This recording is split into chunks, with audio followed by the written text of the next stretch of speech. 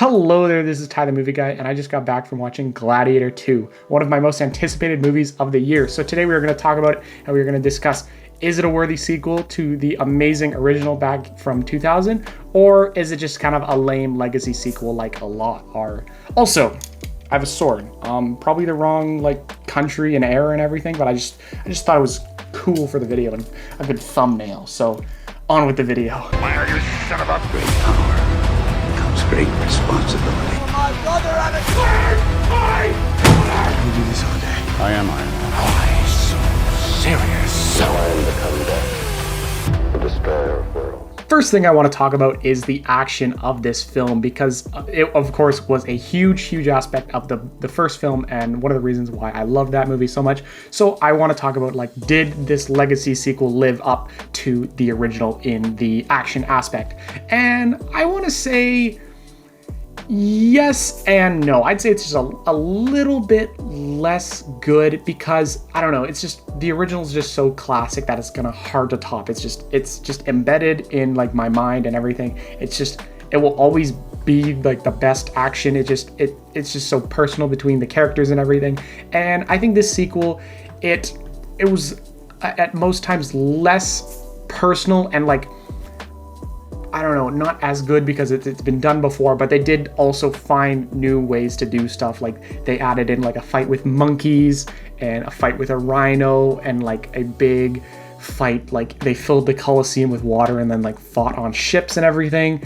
And so all of that stuff was a really cool way to make the action unique compared to the original, because the original was just usually a guy versus another guy or a guy versus a tiger, and yeah, that stuff was cool, and it will always be cool because it was the original. So they thought of a new way to do that, but spice it up with different animals and fighting on a ship and filling the Colosseum with water, which I think actually did happen in the Colosseum. I think I've heard they've actually done that, which is actually really cool. And for the time, how did they fill a Colosseum with water in that era? Did they just get millions and millions of buckets of water? Just stuff like that was really cool. So I think they did manage to spice up the action with different stuff like that. I'd say it's a little bit less good because it's still a bit of a rehash, and just the original will always be better, but I think they did find new ways to make the action and everything more unique, and the whole plot was kind of pretty similar, and then towards the end of the film they managed to spice it up and make it new and unique, which I really appreciated. So in the action and plot aspect, I think they managed to find good ways to change it that pay homage to the original, but also introduce new stuff to make it fresh and interesting. Now we're going to talk about the characters of the film, and this is the more spoilery part of the video, so if you haven't seen the movie yet, go and watch it and then come back and let's talk about the characters. So of course we're going to start with our lead character, Lucius, played by Paul Mescal. And for me, I don't have too much background with Paul Mescal. I watched After Sun a week ago to prepare for this, and it was a fine movie. I know a couple people who really dug it. Me personally, I didn't have the same connection to it, but he did a good part in that movie, so I was excited to see him in this movie, and he also did a really good job in this movie. I liked how the character was just kind of blinded by rage for majority of the film, and also just the way he talks, I find it really cool. And yeah, he was blinded by rage for majority of the film, and then later in the film he realized the person who he was after the whole movie, Pedro Pascal, he was just kind of a guy doing his job and everything, and it was wasn't really his fault. So then he started going after the higher ups and everything, and then he started he was less after revenge, and he just more wanted to do what's right for Rome, which I thought was really cool. So all in all, I think he had some really good lines and really cool speeches and everything, and I like his voice, and he just looks really cool in the armor and everything. So I really like this Paul Mescal guy.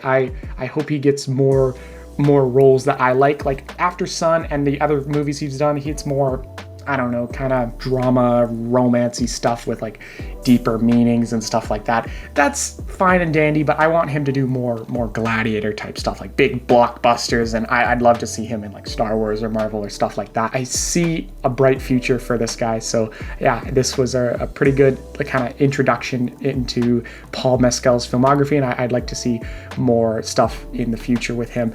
And also, I want to talk about Pedro Pascal's character, of course. He was one of my favorite characters easily. I don't know, something just about Pedro Pascal in the Roman armor, just chef's kiss. I don't know what it is. He just fits the part. He just looks so badass in that armor. And also, he just played a great character who is just kind of this general doing his job, but in doing so, really pisses off our Lucius, our main character. But you find out he's just really doing his job, and he's kind of tried to do the right thing, and then of course that kind of got shut down, and then they were pitted against each other, which was really cool.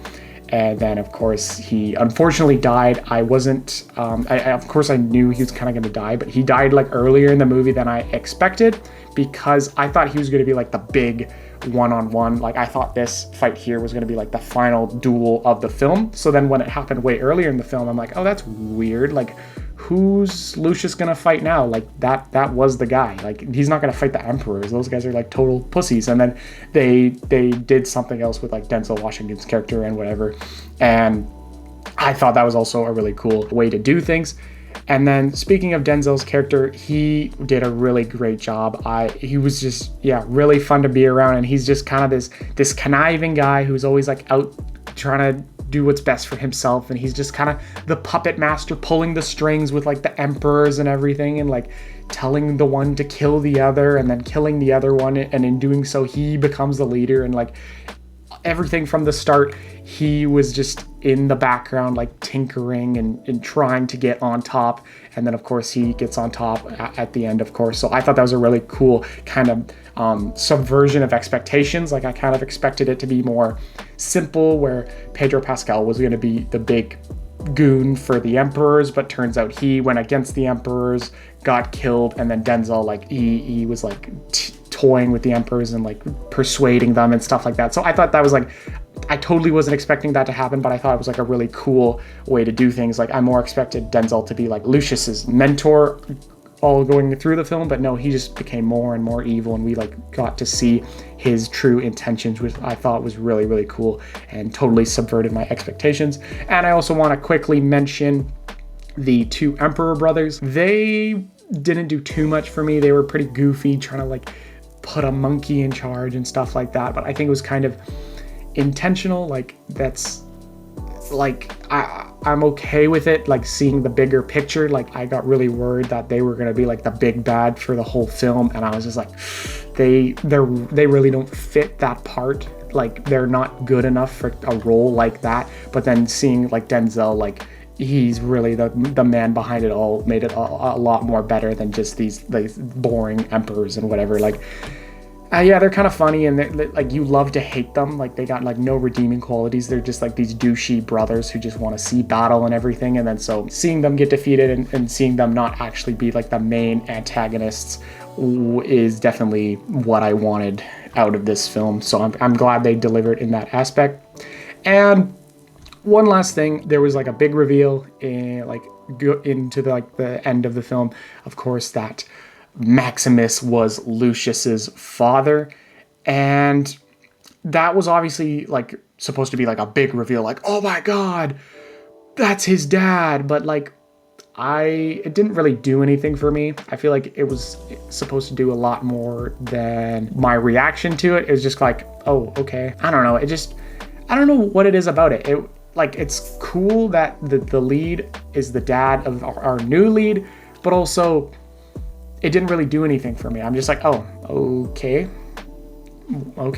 cool. Like, I guess they had a fling a long time ago, but yeah, I don't know why, but it just didn't do anything for me. It felt like it was supposed to be this big reveal, but I was just like, oh, okay. So yeah, that didn't really do too much for me, but all in all, I think this was a really good film. I think it kind of meet my expectations. It'll probably be in my top 10 of the year. It'll be like somewhere in the middle for my top 10 of the year. I think it was like a really good legacy sequel, easily not as good as the original. Just the original was fresh and unique and everything with its gore and violence and the revenge story. And then this new one, it has the gore, it has the violence, it has the revenge story, but it's just, I don't know, it does a lot of things unique to make it a good film, but just nothing to make it better than the original. So yeah, it was a good sequel and everything. I would recommend it. That's the review, and farewell.